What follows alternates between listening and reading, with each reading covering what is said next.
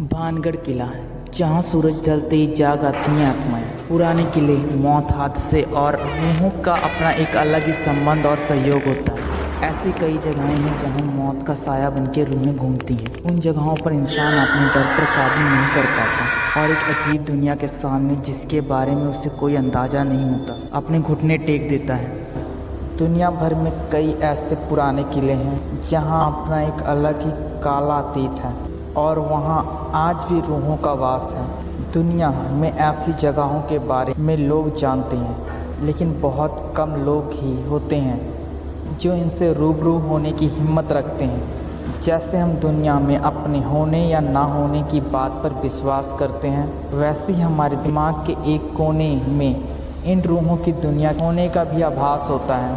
कई लोग दुनिया के सामने इसे मानने से इनकार करते हैं, लेकिन अपने तर्कों से आप सिर्फ अपने दिल को तसल्ली दे सकते हैं, दुनिया की हकीकत को नहीं बदल सकते। कुछ ऐसा ही है एक किले के बारे में मैं आपको बताऊंगा, जो कि अपने सीने में एक शानदार बनावट के साथ साथ एक बेहतरीन अतीत भी छुपाए हुए है।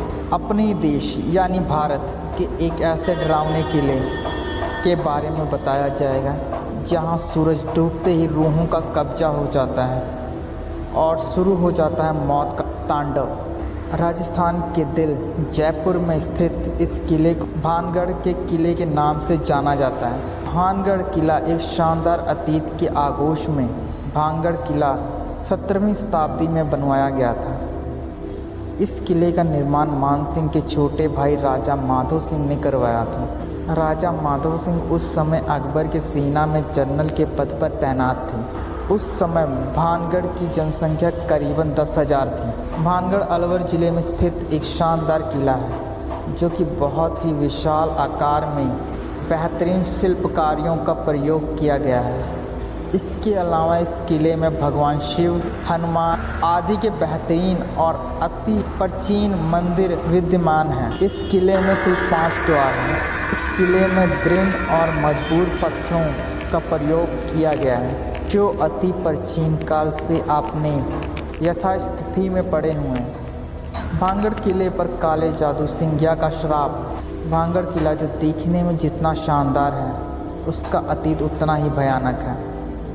आपको बता दें कि भानगढ़ किले के बारे में प्रसिद्ध एक कहानी के अनुसार भानगढ़ की राजकुमारी रत्नावती, जो कि नाम के ही अनुरूप बेहद खूबसूरत थी, उस समय उनके रूप की चर्चा पूरे राज्य में थी और 7 देश के कोने कोने के राजकुमार उनसे विवाह करने के इच्छुक थे। उस समय उनकी उम्र महज 18 वर्ष ही थी और उनका यौवन उनके रूप में और निखार ला चुका था। उस समय कई राज्यों से उनके विवाह के लिए प्रस्ताव आ रहे थे। उसी दौरान वह एक बार किले से अपनी सखियों के साथ बाजार में निकली थी। राजकुमारी रत्नावती एक इत्र की दुकान पर पहुंची और वह इत्र को हाथों में लेकर खुशबू ले रही थी। उसी समय उस दुकानदार से कुछ ही दूर एक सिंघिया नाम व्यक्ति खड़ा होकर उन्हें बहुत ही गौर से देख रहा था। सिंघिया उसी राज्य में रहता था और वह काले जादू का महारथी था। ऐसा बताया जाता है कि वो राजकुमारी के रूप का दीवाना था। वो किसी भी तरह राजकुमारी को हासिल करना चाहता था, इसलिए उसने उस दुकान के पास आकर एक इत्र की बोतल, जिसे रानी पसंद कर रही थी, उसने उस बोतल पर काला जादू कर दिया और राजकुमारी के वशीकरण के लिए किया था। क्या हुआ राजकुमारी रत्नावती के साथ? राजकुमारी रत्नावती ने उस इत्र की बोतल को उठाया, उसे वहीं पास के एक पत्थर पर पटक दिया। पत्थर पर पटकते ही वह बोतल टूट गया और सारा इत्र उस पत्थर पर बिखर गया। इसके बाद से ही वह पत्थर फिसलते हुए उस तांत्रिक सिंघिया के पीछे चल पड़ा और तांत्रिक को कुचल दिया।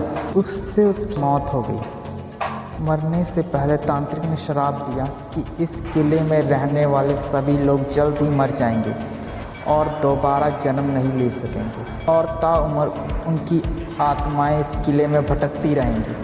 उस तांत्रिक की मौत के कुछ दिन के बाद ही भानगढ़ और अजबगढ़ के बीच युद्ध हुआ, जिसमें किले में रहने वाले सारे लोग मारे गए।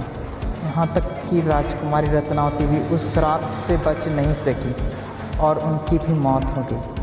एक ही किले में एक साथ इतने बड़े कत्लेआम के मौत की चीखें गूंज गई और आज भी उस किले में उनकी रूहें घूमती हैं।